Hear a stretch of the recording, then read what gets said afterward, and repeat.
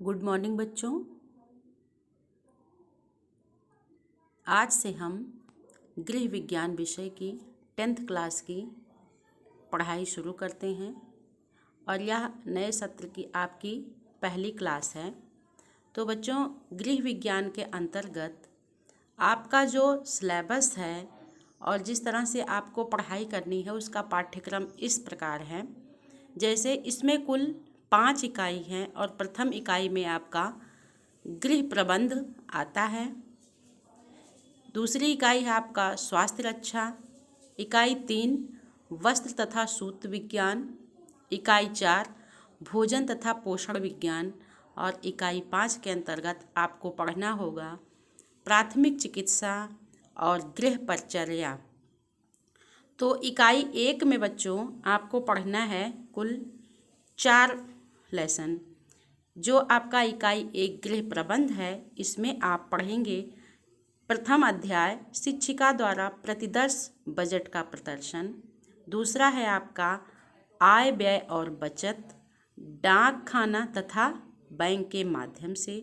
तीसरा अध्याय है घर की सफाई और सजावट।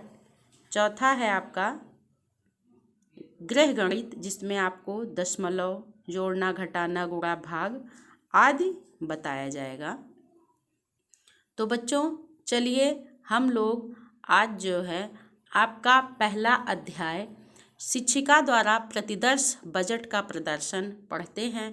और इसमें आज हम आपको बताएंगे कि पारिवारिक बजट का अर्थ और उसकी परिभाषा और पारिवारिक बजट के क्या उद्देश्य हैं।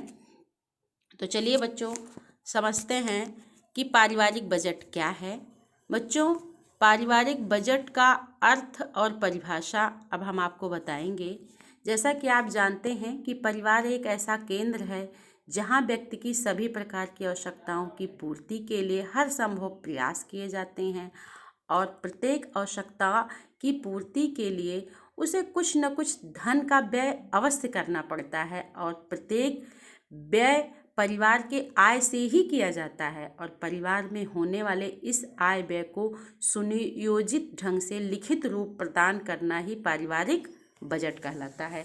या बच्चों आप इसे इस तरह से भी समझ सकते हैं कि पारिवारिक बजट में किसी परिवार की विशेष अवधि में होने वाली आय तथा प्रस्तावित व्यय सम्मिलित रहते हैं, उसे पारिवारिक बजट कहते हैं। और अगर इसे आप और सरल शब्दों में समझना चाहते हैं तो आप इसे इस तरह से भी लिख सकते हैं कि किसी परिवार के एक निश्चित अवधि के आय व्यय के विवरण को ही बजट कहते हैं।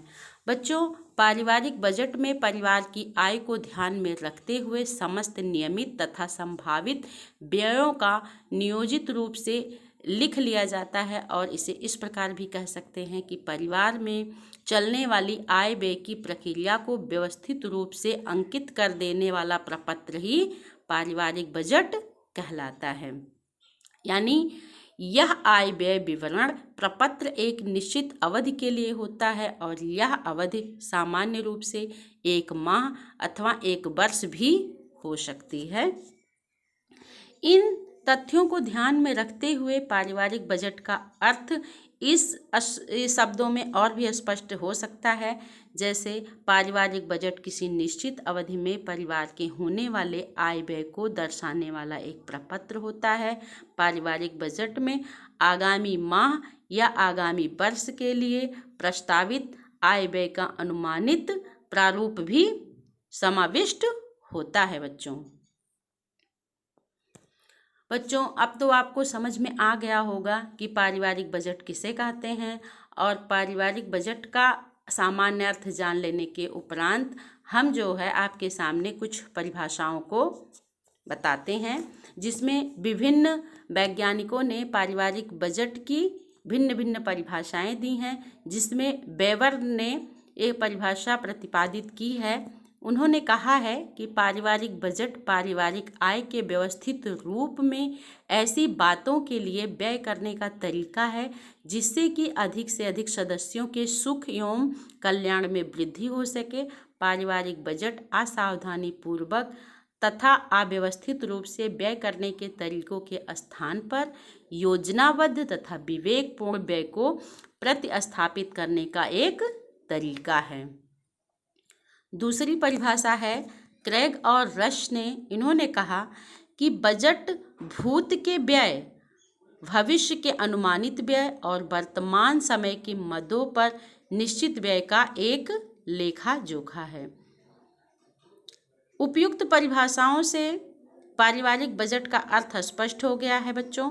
बजट वास्तव में वह अनुमानित विवरण है जो किसी व्यक्ति द्वारा एक निश्चित अवधि के लिए पर्याप्त सूझबूझ एवं उपलब्ध आर्थिक आंकड़ों को ध्यान में रखकर तैयार किया जाता है।